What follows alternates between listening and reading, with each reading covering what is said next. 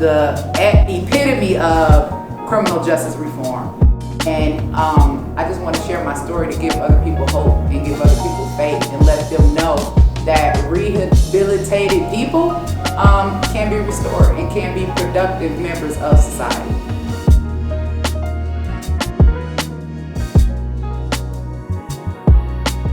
And now, Angela Stanton King.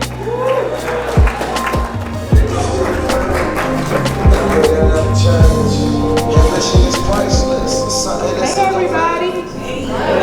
Can you hear me pretty good? Yeah.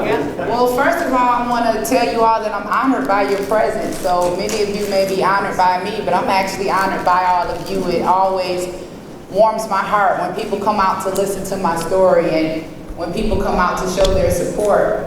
I was speaking yesterday at a GOP conference luncheon and they all wanted to hear my story, and I'm like, gosh, it's not going to be what they expect it to be. But I just gave it to them, just like I'm going to give it to you guys. We're going to talk about some things that are really important. We're going to talk about what the President's First Step Act initiative has actually done, how it has benefited us, how it has benefited some of our communities, and how it also helps people be reunited with their families again. But I think first it's important for me to start off with why criminal justice reform and family reunification is important to me. So 15 years ago, where's my baby? Imani, where are you? Where? Stand up, wave your hand. Stand up, wave your hand. 15 years ago, I was in a Georgia state prison and I was serving time for a nonviolent crime for title fraud. And I learned that I was pregnant and I had been sentenced, and I dreaded every day not knowing when, what day, what moment I was going to go and give birth. So that day finally came. And during the birthing process, I was chained to a bed. Not only was I chained to a bed, but there was a sheriff there that was watching. And so the doctors in the room asked, they said, hey, can you just stand out on the side of the door? Where's she going? It's not like she could get up and run. And he refused, and he just stood there and he watched as if he was the father. 24 hours later, my daughter was snatched right out of my arms, and I was sent back to an overcrowded prison and given a mat to sleep and get up and down off of the floor. Needless to say, the conditions inside of the prison were horrible and definitely not fit for someone that has just given birth. 2.5 years later, I was released from prison with a $25 check and a bus ticket, and I was told, here, go start your life over. But starting my life over for me wasn't as easy as people would think, because during that time I spent in prison, not only had I given birth to my youngest child, but I lost my mother and my grandmother both to death. So when I came home with my $25 check and my bus ticket, the only thing I had waiting for me were 4 children that were scattered amongst family members, 3 garbage bags full of clothes, and 2 tombstones. My mother laid in one and my grandmother laid in the other. So when we talk about family separation and reuniting families, I think people need to understand that that's where my passion comes from. I know that it was one foolish mistake that caused me to never be able to reunite with my family again. So I'm fighting hard to make sure that no one else has that experience. So while I'm out of prison, of course, we have absolutely nowhere to go. I'm going from shelter to shelter. No one wants to give me a job because I'm a convicted felon. I'm also a liability because I'm a single mother with 4 small children. And in addition to that, I couldn't get welfare benefits. Now for me, this was a shock because most of my life, you could depend on the government. You could get welfare, you could get food stamps, you could get Section 8 if you couldn't get anything else. So imagine coming home, being a convicted felon, a single mother, you can't find a job and you can't get benefits. So I'm stuck. And I'm so far deep down in the tunnel that I don't believe that there's any way out for me. And I don't think that there's any hope for me. So I finally maxed out at my last shelter here in Atlanta, and someone was telling me about a women and children's crisis center that I could go to, that I could find help for me and my children. So I remember getting a token from the shelter that day, packing up our garbage bags full of belongings. I got all my babies, put them on the bus, and we caught the bus from the west side of Atlanta all the way over to Forest Park. I walk inside of this building, and there's this woman sitting there at the desk. And I walked in there with tears in my eyes and I told her, I said, lady, if you don't help me today, I'm going to die. I knew it. I was ready to give up on life because there was no life for me. I couldn't see. There was no way for us to make it. I was so deep down in a rut that not only had I been considering taking my life, but I was even considering taking the lives of my children because I knew that there was no one here to care for them, that they wouldn't be able to care for themselves. But thank God, that woman sitting behind the desk that day just happened to be my godmother, Dr. Alveda King. That day, she gave me a job working for her nonprofit organization. And ever since that day, I've walked hand in hand with her, worked hand in hand with her for the past 15 years here in Atlanta, creating nonprofit organizations, restoring our communities, focusing on reentry, helping disadvantaged communities, and helping victims of sexual abuse. In 2018, I started paying attention to politics. And I started paying attention to what a lot of the people that I knew were saying about this president, President Trump. He's a racist. Oh, he's gonna put you all back on the ship. He's gonna send you back to Africa. Now I'm saying I've never even been to Africa. How can you send me back? It's worse. But I'm paying attention to my godmother who's walking very closely with him, and this is a woman that I trust with my life. This is a woman who never misled me. She led me to the right place. She led me out of darkness. Why would she be associated with someone that the public has spoken so badly of? And then I woke up because I started paying attention to the news and the outcry from America. And everybody was crying about family separation at the border. And so I said, wait a minute. I said, if everybody in America, everybody on the Democrat side, everybody is so offended about family separation at the border and kids in cages, why is nobody offended about family separation in the border? Because I remember when I was chained to that bed in 2005 and Donald Trump wasn't president. And I was an American citizen, so they were law. So how are we going to change the law at the border? Why is America not realizing that if we change the law for us, then anyone that comes on our land, they'll be impacted by the same laws that we're impacted by. If they're worried about children in cages at the border, what about all the children that we have in cages in juvenile detention centers across America? What about all of our families that have been separated? What about the people that are in prison because of Joe Biden's 94 crime bill, serving life on nonviolent charges? So the next thing I know, the president says, hey, he puts out a call for entertainers and athletes. He says, if any of you know someone that's been unjustly treated and you want us to fight for them, come sit down and come talk to me. And so I'm sitting back and I'm watching the news and I'm seeing how Jay-Z and Meek Mill and everyone is like, no, we're not going. And so for me, it was like, hey, one call, that's all. You guys remember that Ken Nugent commercial here? I called my godmother. I said, Mom, I said, you know, I said, send me in. I said, I'll go. I said, let me share my story. Next thing I know, not only was I in front of his administration, but I was in front of him. And I was sharing my story about how in 2005, I was a woman that was chained to a bed like a dog while giving birth. The president and his administration was so moved by my story.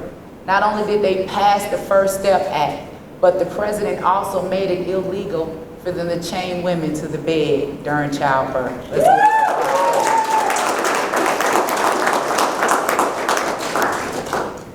2 months after the First Step Act was passed, I got a telephone call. Of course, again, I'm not expecting this. I'm submitting names. I'm fighting for people that I know are in prison. I'm fighting for people that I don't know. Stories I've heard about, I've had a chance to research. I know that they deserve a second chance. I know that their children deserve a second chance.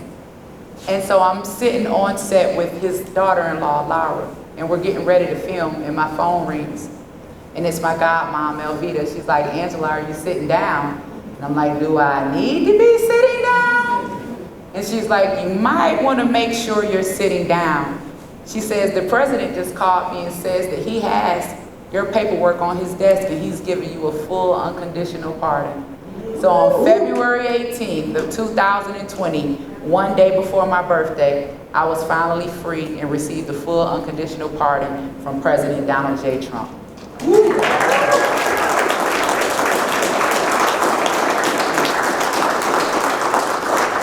Because of that full unconditional pardon that I received from the president, I'm now able to stand before you today as the 5th congressional candidate for the United States Congress right here in Georgia, where I grew up.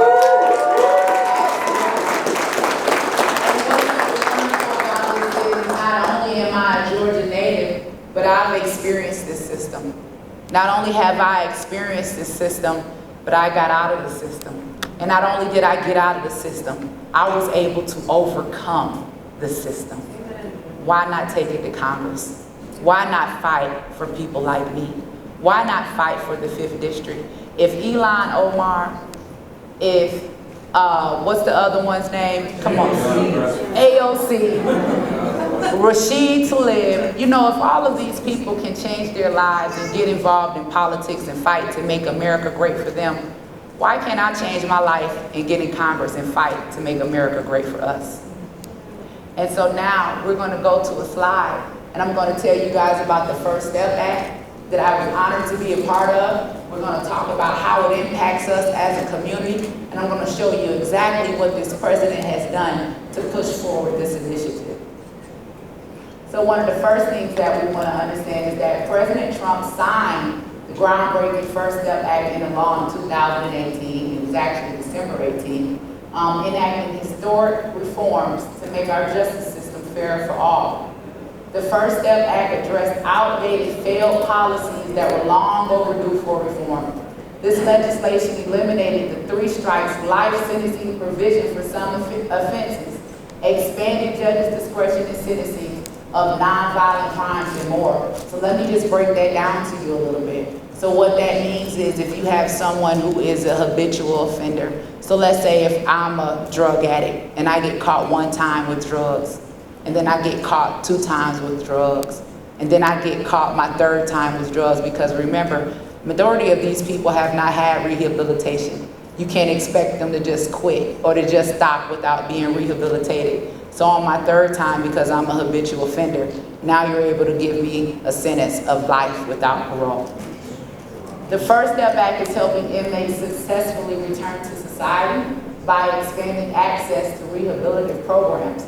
These programs address the risks and needs of each prisoner to promote rehabilitation. The president's budget includes more than $400 million to expand access to First Step Act programs.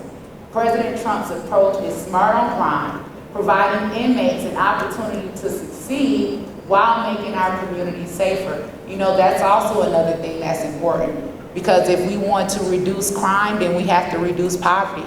I remember when I served time in prison and I had taken a class to become a certified nursing assistant, CNA, graduated, got my cap and gown. But when I got out of prison and went to get certified, I was denied because I was a convicted felon. So these are the type of reforms that we're fighting for with the First Step Act. Offering a second chance at the American dream. Hey, look at me. I got my second chance. You see my shoes? Yeah. I'm going for the American dream. Second chance hiring offers former inmates the opportunity to gain rewarding careers and enjoy the dignity of work. The president had also signed an executive order allowing returning citizens to now be hired for federal and government jobs. President Trump has promoted second chance hiring to build on reforms of the First Step Act and provide opportunity for all Americans. President Trump launched the Federal Interagency Crime Prevention and Improving Reentry Council to create more second chances for those returning home from prison. I'll give you an example of that. My own organization, the American King Foundation, through assistance with the White House, we were able to create a partnership with Alaska's seafood industry and provide over 4,000 jobs to returning citizens that were coming home. But the great thing about this is that it was seasonal, but yet they could make a full year's pay. So they could go to Alaska for 3 months and come home with a year's pay. And for someone just coming home from prison, remember my story? A $25 check and a bus ticket. Just imagine what having a year's salary can do to put someone on their feet. and also help reduce crime. Second chance hiring helps inmates live crime-free lives by finding meaningful employment.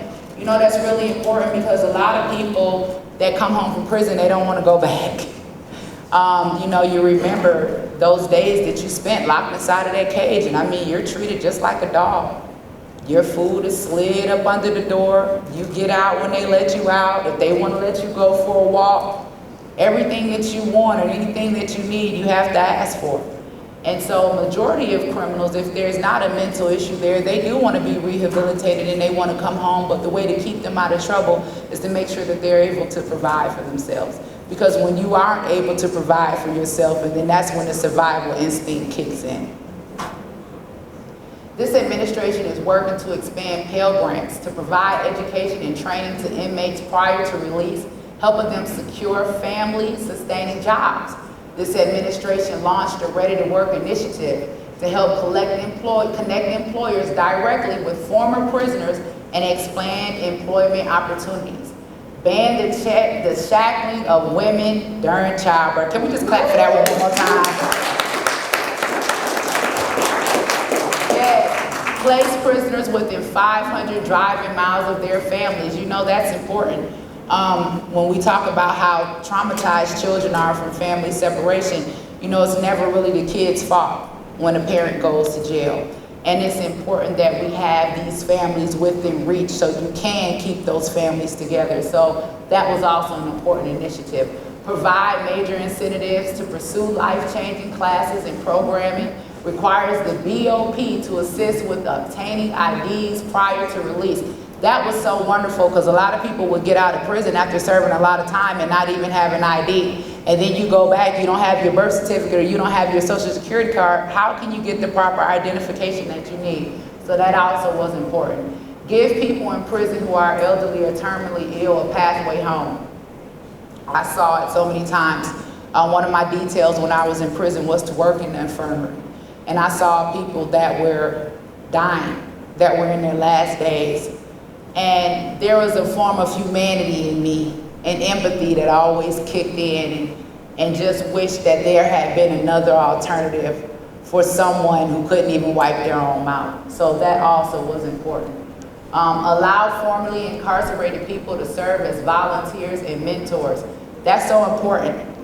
That's important because a lot of times, I know me, I was an at-risk youth, and so I didn't listen to anything anybody said. And if you, let alone, hadn't showed me that you had some of my experiences or you came from where I come from, then it went right in one ear and out the other. Who do you think is the best person to talk to a gang member or a young kid that's involved in gangs? A reformed gang member, someone who has been in a life, someone who has come out of that life, someone who has a new direction in life and can also point them in that new direction. Give thousands of men and women an opportunity to come home sooner. Authorize $250 million over 5 years for development and expansion of programs. Can earn up to 10 days good time off of every 30 days. That's a lot of time for someone facing a couple of years in prison. Okay? And this is with attending certain classes, courses, and programs. So it's an initiative to push them forward. Adds an automatic 7 days per year good time reduction retroactively. So for those who have already served 20 years, that's over 4 months cut from their sentence. It makes people eligible for a halfway house immediately. I think if you guys can remember, oh, what happened? Oh, wow. What was some more slides? But I could go off the top of my head. I think that what's important, if you guys remember, I believe it was in July 11th last year, we heard a big number of 3,100 people being released from prison on the same day. It was because of that. It was because a lot of those people had already received it. When the president passed the First Step Act, all of their time was added up and people were automatically eligible for release. And how important is that? Now for me, I understand the difference between making sure that we have rehabilitated prisoners re-entering society and then some of the stuff that we see happening now with Black Lives Matter. I'm all about peace. I'm all about fighting for what's right. The 5th District of Georgia, my campaign, although I'm running as a Republican because we definitely need a change, is more about just right and wrong and common sense. I think it's time that we get back to common sense. It's important that we fight to bring fathers back in the home. We see now where government is completely trying to take over when it comes to our children, as far as what they're teaching them in school, as far as normalizing a hypersexualized environment, atmosphere. We see what's happening. We need people in Congress that aren't afraid to speak up and to speak out. We need people in Congress that are willing to fight for our religious freedom. Hey, whatever that religion is, you should be able to freely worship. We need to make sure that we're protecting our Second Amendment's rights. We're seeing right now so many people calling for defund the police, defund the police. Well, what happens when you call and you can't get through? How are you going to be able to protect yourself? And then what about school choice? What about making sure that our children have access to the best education so they can have access to the best opportunities? Once again, I'm so grateful that you all came to join me today. This platform wasn't about Stanton King for Congress, it's about criminal justice reform. I kind of slipped that one in, I hope it's okay, but I hope that you all will show up and show out when it's time to vote. If you're here in Georgia, please make sure that you visit my website, Stanton King for Congress. Find out how you can get involved. If you're not in this district, tell someone about me. Thank you.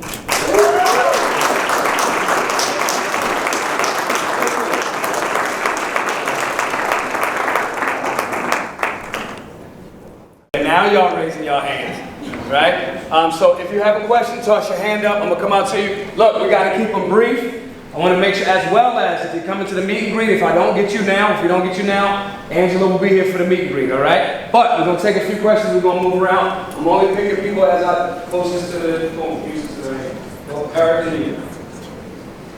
Hi. So in 2018, the voters in Florida passed a ballot initiative that allowed felons to vote when they got out of prison. And it passed with, I think about 70% of the public passed it. Now, in the news recently, the judiciary system in Florida passed that to vote, these felons would have to pay all their fines. There's an argument that that is a poll tax. So I just wanted to get your opinion on that. If I can be honest, for me, I didn't have my rights restored until I fully completed my sentence, meaning that I completed all of my time and took care of all of my fines. I think that that's a show that you've been rehabilitated once you take care of all of your business. I believe that I'm totally against people being able to vote while in prison, because I think that people tend to vote for their particular interests. However, if you are out and you have been rehabilitated and you are now a tax-paying citizen, I believe that you should have the right to vote just like everyone else. This is right. Hi, my question was, it kind of pertains to your personal journey from where you were versus where you are now. What strategies do you use to connect with specifically young women who may be heading down the wrong path and maybe have an interest in either politics or just better character, but don't necessarily know how to get on that path? That's a good question. I've formed quite a few nonprofit organizations here in Atlanta. I'm active in the community. I have women empowerment events. I have girl days. One thing for me that's particularly important is my book camp. And it's a scholarship program that I don't just offer to women, but I offer to anyone who has had any type of life issue or hardship. And through that book camp program, I teach them healing through writing. And while teaching them healing through writing, I'm also fostering entrepreneurship and putting them on a path where they're able to make money and now being an author, and maybe one day can go on to publishing themselves. So I think for me, it's always important to just use my own life as an example to continue to encourage people and just make sure that I'm active in the community, giving people the recipe. And to me, my recipe for success, it can also be your recipe for success. Hey, brother. How you doing? My name is Corey, and I actually live in your district, Lakewood. What I wanted to ask you was in regards to criminal justice reform.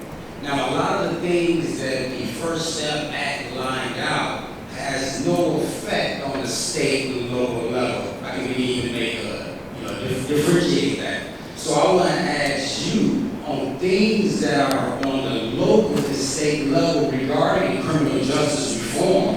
What are you going to do in Congress? Such things like bail reform to get the states and the state and the local level to do the right thing, but even though there is a separation between what the federal government can do on criminal justice reform on the state and local level. So I'm really glad that you answered that question because I put up a post yesterday describing that exactly about why I want to run for Congress in Georgia.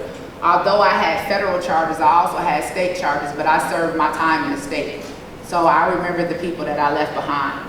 I also have cousins, family members, friends that are serving time in the state for nonviolent charges, life sentences.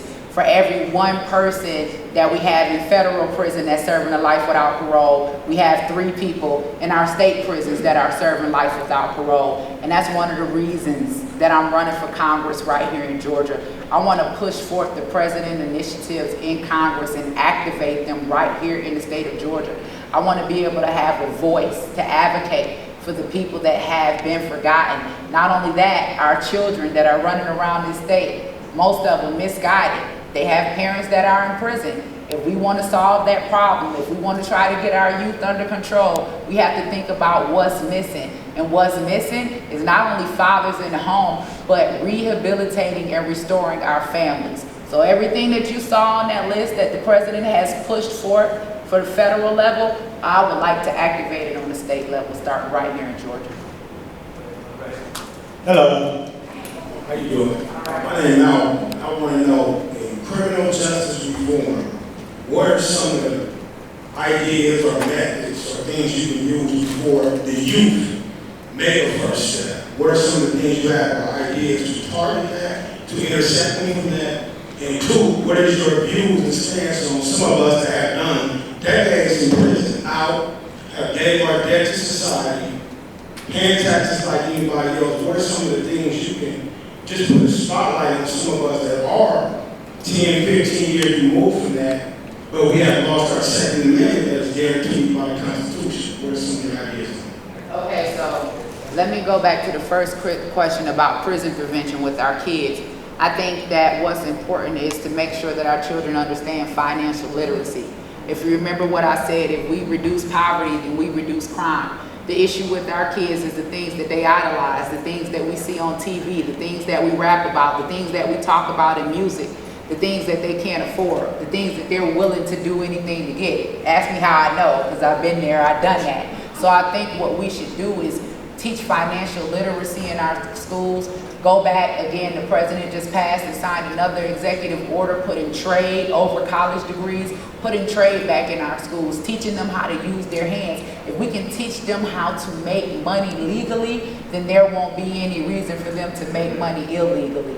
Now, when you talk about us and you talk about losing our Second Amendment rights, I think that many of us are not really knowledgeable on the fact that we can actually get our names cleared. If you've been out for 5 years and you had sometimes 2 years, and even it depends on the state, but even after 2 years, if you have someone that's trying to give you a job and your criminal background is popping up and keeping them from doing that, you can use that as a letter and ask for a waiver. The application with the pardons and paroles is probably about 15 pages long, but it's not that complicated. So what we have to do is be knowledgeable and have access to this information in our communities and apply for a pardon. It's a really simple process and they get back to you really quick. So if you need information on that and you would like to take that back to the community, then I'm open. That's it. Okay. Next question.